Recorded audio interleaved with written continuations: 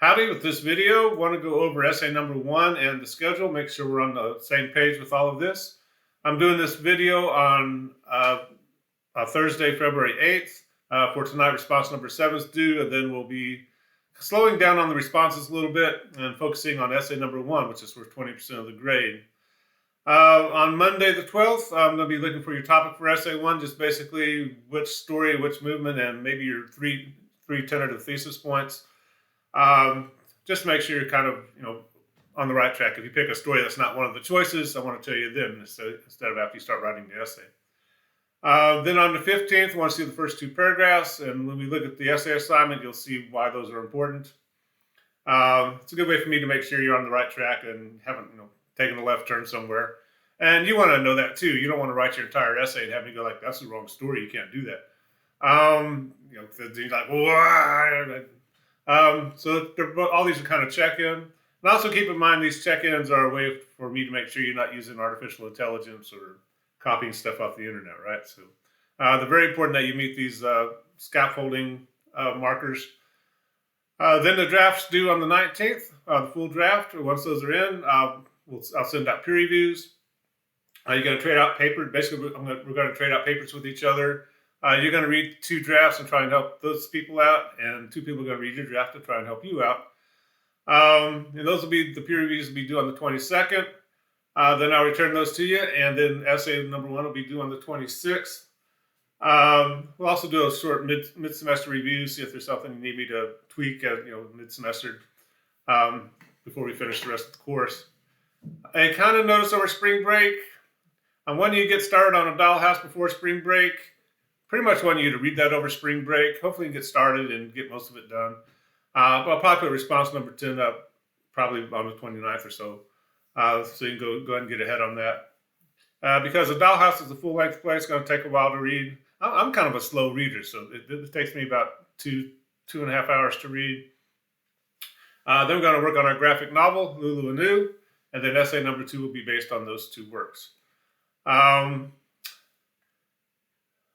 And the rest of the semester after that will be poetry, then a final exam, and then we'll be done. So that's moving quick, right? But for right now, essay number 1, getting that in before spring breaks, are a big focus. And if you go to the content page for the course, where we at? You'll see that I've opened up material for essay number 1 right here. So we're going to click on that. And you're going to see quite a few documents. You're not going to have to read all of these, but there's an assignment for essay number 1, the topic choices for essay 1. Within essay 1, you need to use 5 literary terms properly. There's the list right there to choose from. And we'll go over this here in a second. There's a review of those terms. There's a sample essay. Then there's some of the topic choices down here. All right. And one thing with these videos, some instructors like to do a lot of short videos. So this would be like 4 or 5 minute videos. I prefer to put it all in one video. I assume you know how to hit the pause button if you're kind of getting worn down, which I assume you do. I can only listen to myself so long before I'm like, why won't I shut up? So it's just a YouTube video. Pause it if you're getting a little tired and just need to refresh or get up and walk around. But for essay number 1, let's go and open this up. You're going to write a 1,000-word minimum 6-paragraph literary research essay using MLA documentation on one of the topics on the topic sheet. We'll go over that here in a second. You should use at least 2 sources other than your textbook, dictionaries, encyclopedias, or class lectures. If you should try and employ .edu sites whenever possible. An easy way to do this, if you're on Google, is when you start doing your research.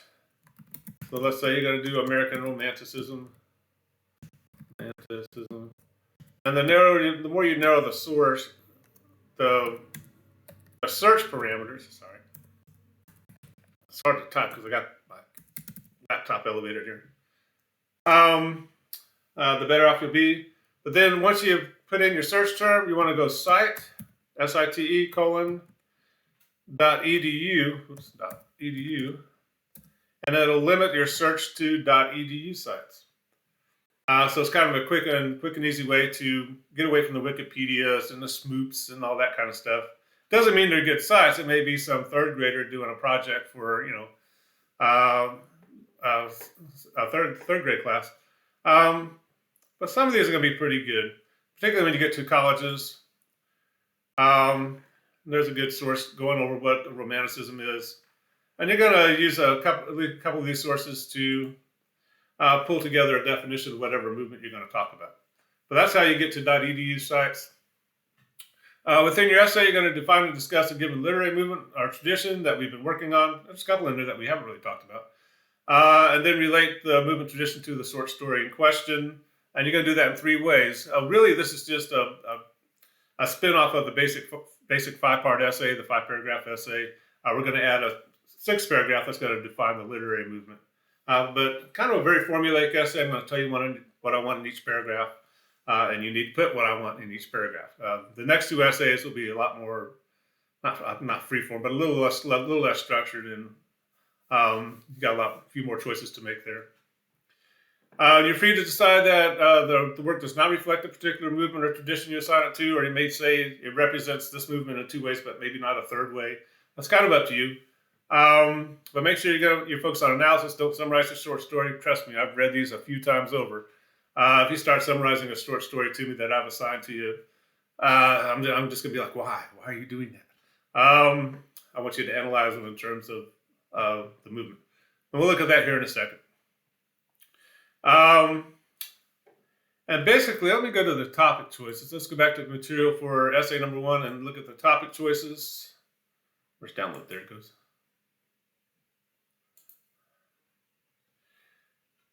All right, so here's the topic choices. You're going to relate one work to one movement. You're going to see some of these works can be related to more than one movement. You're just going to pick one movement here. So you can go with Abraham Williams' The Election Sermon. We read an excerpt from that. If you're kind of fascinated by that and think, wow, I wish I could know more about that or read the whole thing, here's your opportunity. And you can relate that to the American Enlightenment. And again, you're free to say, an election sermon represents the Enlightenment in 2 ways, but maybe not a 3rd way. Someone like Williams coming out of that Puritan movement, looking at these Enlightenment folks, maybe liking some of the ideas, but kind of saying, well, you got to be careful with this deism stuff. You might end up burning in hell, right? So it doesn't have to be all or nothing here. Nat Turner, led a revolt of enslaved people in the early 1800s. And his confessions, although it was kind of written by someone else, it's a very interesting reading. But be careful. Make sure you pay attention to these notes. There's some violence in there. He and his group killed about 55 white people. I can't remember the exact number. Plus, a lot of African Americans were killed in the aftermath. So a lot of violence. He's very graphic about it, about what happened. If that's not your thing, move on. And you don't have to read all of these, right? If you read the first 2 paragraphs, you go like, no, I don't want to read this anymore. Then stop. You don't go to the next one. And hopefully you'll find one you want to work with. But you can relate that to American Romanticism. And there's the links for it over here. If you liked The Birthmark, you'll like The Artist of the Beautiful probably. If you hated The Birthmark, you're going to hate The Artist of the Beautiful. If you're not into those romantics and the symbolism and all that, ornate language and stuff, then maybe that's not your choice. William Faulkner, Barn Burning, you can relate that to American modernism. Zora Neale Hurston, an African American writer writing during the Harlem Renaissance. Very interesting short story, The Gilded Six Bits. And there's some racial language in both of those. They're writing in the 1920s and the language was different, right? For better or worse. But you can either use the Harlem Renaissance or American modernism for that short story. You're going to pick one or the other. But very good short story. Flannery O'Connor's Good Country People. If you like The Good Man's Hard to Find and that kind of dark humor, you'll like Good Country People probably. If you hated it, if you got to the end of that, like, why did I read that? Then pick something else, obviously. But you can relate that to the grotesque or existentialism. But not both. You'll end up just getting totally off track with your essay. James Baldwin's excellent short story, Sonny's Blues. There's some drug references in there. Nothing overly graphic, but if you're not comfortable with that, maybe pick something else. And you can relate that to existentialism or postmodernism. Very interesting short story, and how he handles perspective and things like that's very interesting. Sherman Alexie's This Is What It Means to Say Phoenix, Arizona. You can relate that to existentialism, postmodern, and postcolonialism. Alexie's a Native American writer, and you kind of see him examining, what it means to be a Native American or an indigenous person in this postmodern world that where the broader culture has kind of stolen the Native American culture and replaced it with this postmodern vision, and they're kind of like, well, thanks for that, bud. And how do you handle that? How do you live within that kind of framework? Very fascinating short story. George Saunders, the 400-pound CEO. Missing a quote mark there. You can relate that to postmodernism. It's a somewhat depressing story. Also, a lot of dark humor in there. That's kind of what postmodernism kind of likes to do. It's kind of like that David Sedaris not Black Box, Jesus Shaves piece, where you kind of get humor and you kind of like, yeah, that's kind of. Some people think it's just hilarious. Other people are like, okay. But you'll get into, like I said, if you read the first 3 or 4 paragraphs, you're going to see whether you want to get into that or not. Jennifer Egan's Black Box used to be in our textbook. Might be it. I can't remember. But interesting short story written as a series of tweets. It's a modern piece of literature. We're going to use these. We're going to break down genres and structure, and she's going to deliver this short story through a series of tweets. It's really kind of interesting. As an old person, I find it kind of hard to follow sometimes. But if you're used to Twitter, I don't even have a Twitter account. But if you're used to Twitter, you might kind of like it. You might be like, this is kind of neat. It's also kind of science fiction. Very interesting writing to get into and talk about postmodernism, that kind of fractured kind of approach to delivering information. There is some sexual content in there. If that bothers you, pick something else. Then ZZ Packer's Brownies. Very interesting short story. You can do postmodernism or postcolonialism. Again, don't do both. About a group of African American brownies, part of the Girl Scout organization. It's a very interesting story about the African American experience. So a lot to choose from. Again, you don't have to read all of these. Some of these you might just go, no, I hated the birthmark, so I'm not going to read The Artist of the Beautiful, and I'll never know you didn't read it, right? And again, most of the time, if you get to the first 3 or 4 paragraphs, you're going to see what you're getting into there. But you're going to pick one work and one movement. I'm going to say that over and over until you just want me to start throwing stuff at your screen. And the way this essay is going to work, the first paragraph, you're going to define whatever movement you choose to work with using at least 2 good sources. It may take 3 or 4. Some of these aren't easy to define. Existentialism, postmodernism, they tend to start off their essays with, postmodernism is difficult to define. And you're like, well, I need to do that for my essay. So you might have to work through, work with 3 or 4 to get a good definition. And you're going to kind of become a bit of an expert on that movement. And you're going to pull these sources together and have a good coherent paragraph defining the movement. And citing the sources and showing us where you're getting your information from, obviously. And that's all the first paragraph. You're not even going to mention the short story probably in that first paragraph. The second paragraph, you're going to briefly introduce the short story. This should only be about 2-3 sentences.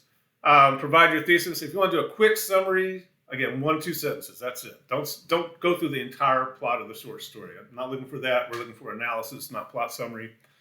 But you might want to introduce the author, when it was written, and kind of maybe in 1 sentence what it's about.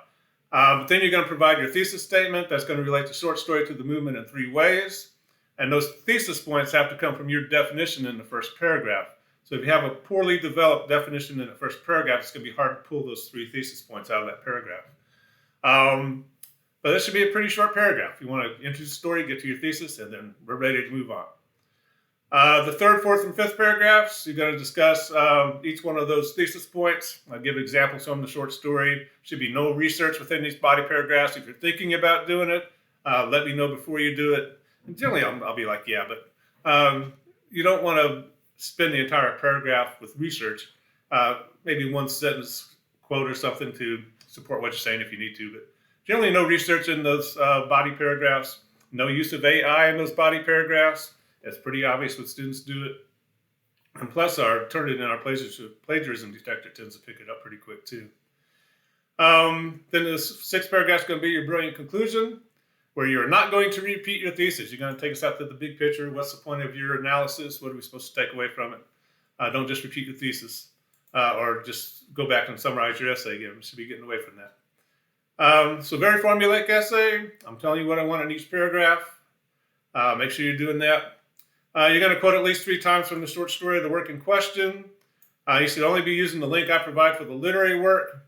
Again, a good sign you're using AI is if you're giving me quotes from some source that you don't even have access to. That's a dead giveaway, right? You should be using all these fun punctuation. There's a punctuation help sheet under help resources on the content page. You should be using at least 5 of those fiction terms on the literary fiction terms list.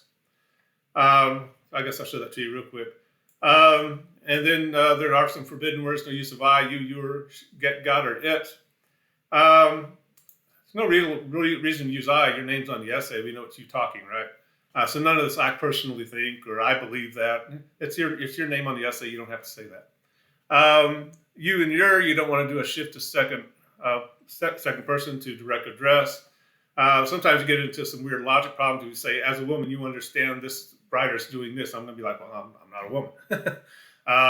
So be careful. Don't use you or your. Get and got, kind of lazy verbs we use. I got COVID. I got a pizza. I got a husband. I got a cold. There's more precise verbs you can use. Try and get away from get and got. And it, you can almost always rewrite a sentence and to remove it, and it's going to be a better sentence. It tends to push students towards passive voice or vague pronoun use. Some phrases like know-it-all, you can't take the it out, but pretty much anything else, you want to rewrite that sentence, get the it out of there, and have a better sentence. So again, 6 paragraphs. Tell you what I want on each one. All right. If you go back to the material for essay number 1, you'll see the fiction terms list. Probably a lot of stuff you already know. Most of this you use in your daily life. You just don't haven't assigned a big word to it. But you're going to use any 5 of these within your essay. You don't have to define them in your essay, but you want to use them properly. And for definitions of these terms, there's a review of the fiction terms right there. It goes over each of them. I used to do a long lecture on those, and students told me to stop, put them to sleep. So that's there for you. And there's also a sample student essay. Let's download that. This essay is in draft form, so it's not a perfect essay, but it does a good job of showing you what I'm looking for with the essay. Make that bigger. If you want to, now's a good time to pause the video and walk around and go like, and then come back. This is on a work you all don't get to choose from. This is from Thomas Paine's Common Sense. He should have that italicized there in the title. But you're going to see the first paragraph. You're going to define the movement, and that's exactly what he does here, using good sources. And it's tricky to pull all these sources in and still have it make sense because it'll not be sounding choppy or just kind of pieced together. But the 18th century was the century of enlightenment. The Enlightenment was a movement in science, politics, religion, and literature that questioned virtually all accepted truth. Historian Bruce Lancaster explains that, a combination of increased wealth. And I'm not going to read this whole thing to you, so don't fear that. But he gives a quote: a combination of increased wealth and insatiable curiosity resulted in a ferment of questioning during the Enlightenment. The brackets there show that he made an addition or change to that quote. That's what brackets are for. And he does it again here. Once you learn to use brackets and ellipses show omissions from quotes. Piecing things together like this becomes a lot easier. But those brackets indicate that he added that to the quote, or he made a change to the quote, probably added here. He cites a source, using the first word on the works cited page and a page number if you have one. Professor Bailey McClure summarizes his theory by stating, and he's just going to keep pulling these sources together, providing a little bit of translation between the ideas, and having it all make sense. There's a good example of ellipses. He's showing you took something out of the quote. I'd have to go check the quote to see what it was. But otherwise, quotes and quote marks should be word for word unless you're using brackets to show the change or ellipses to show the omission. But he's citing his sources. He's the first one on the works citus page. So if I went to the works citus page and looked for Ralston, I would find it. And there it is, right there. And that's basically how MLA formatting works. You cite using the first word on the works citus page. So if your works citus page is correct, your citations will be correct. And he kind of ends it with his thought of, a line of his own to kind of summarize it all up. That's what the first paragraph is going to look like. He hasn't talked about Thomas Paine or common sense or anything. He's just defining the Enlightenment. And that's what I want you to do with your movement. Whether it's postmodernism, existentialism, romanticism, whatever. Then the second paragraph, he's going to introduce the writer and then give his thesis statement. Of Enlightenment authors, Thomas Paine, author of Common Sense, is remembered as one of the most influential. He kind of died forgotten during this time, but he was one of the more influential people of the American Revolution. His pamphlet was so popular that John Adams expected common sense to become the common faith of the people during the American Revolution. Sneaking in a little, sorry, hope you can still see it. Sneaking in a little research there in the second paragraph. I don't particularly want that. He asked me about that, and I just read David McCullough's biography on John Adams, so I was kind of excited that somebody else had read it too. But keeping that second paragraph pretty short. I'm having a hard time getting where I want. There we go. America was in need of a message that would galvanize the public at large and convince them of the benefits of independence from a tyrannical government, and common sense entered the scene at just the right time. And then he's going to get to his thesis. In addition to being well known, Paine's work is a quintessential piece of Enlightenment literature and thought. Common sense includes elements of almost every central idea of the Enlightenment, including those of logic and reason, toleration, and liberalism. And if you go back to that first paragraph, you're going to see that he talks about logic and reason, toleration, and liberalism. Those points come straight from that first paragraph. And that's what I'm going to be looking for with your essay. If all of a sudden they come out of thin air, or maybe my lecture notes from a few weeks ago, no, you have to, when you define your movement in that first paragraph, you have to kind of keep in mind that you're going to pull your thesis points out of that definition for your thesis statement. So a good thesis statement. It tells us how the essay is going to be structured. The next paragraph should talk about logic and reason. Then the paragraph after that about toleration. Then the last paragraph about liberalism. And that's exactly what he does. It's going to talk about logic and reason. And I'm not going to read this whole paragraph to you. But he gets into that, develops a paragraph, uses quotes. Here he's using long quotes. Long quotes are 5 or more lines and should be tabbed over once. No quote marks for a long quote. Still want to introduce him, though. That's what he's doing. And once he gives a quote, he discusses the quote. And that's what I'm looking for. Don't just throw quotes in there and then not discuss them. Long quotes should only be tabbed over once now. See, this essay is getting a little, the most recent version of MLA just wants it tabbed over once. But he's quoting, and he's talking about the quotes, supporting what he's saying with quotes from the work, and doing a pretty good job. Again, it's draft form. He needs to italicize common sense here and things like that. Generally, short story titles are in quotation marks. Common Sense was published independently as a pamphlet. That's why it's italicized here. You're going to be putting yours in quote marks. Then it includes elements of toleration, which was the second thesis point. Sometimes you want to define your terms a little bit. Toleration, maybe in the 1700s, might have meant something maybe a little different than it does today. So he kind of gives a short definition of his own there. And then he starts getting into supporting that idea. Again, generally don't want research in the body of the essay. He asked me if it's okay to put this in there. It's kind of short. It supports what he's saying. But I'm saying, make sure you get onto your own analysis of common sense. And he does pretty much. Uses a long quote for support. My complaint about that paragraph, you might be relying on quotes a little too much. I want to see a little bit more from him there. But doing a pretty good job. Then, of course, he's going to talk about liberalism. And again, he's going to define that term. Might mean something a little different today than it did in the 1700s. And sometimes, particularly if you use, talk about postmodernism, and they talk about the simulacrum and trace, and you're throwing out all these new words. Make sure you define those when you get to your body paragraph so we know what you're talking about. Don't assume we know some of these words. But again, using short quote from Common Sense for support, showing us what he means by liberalism. Yeah, that's kind of a shocker for some people to read Common Sense and think, wow, this is 1700s.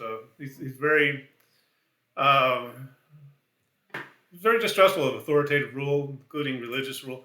But anyway, and there's a good example of dashes. Whatever's inside the dashes, you can take out of the sentence and it still makes sense.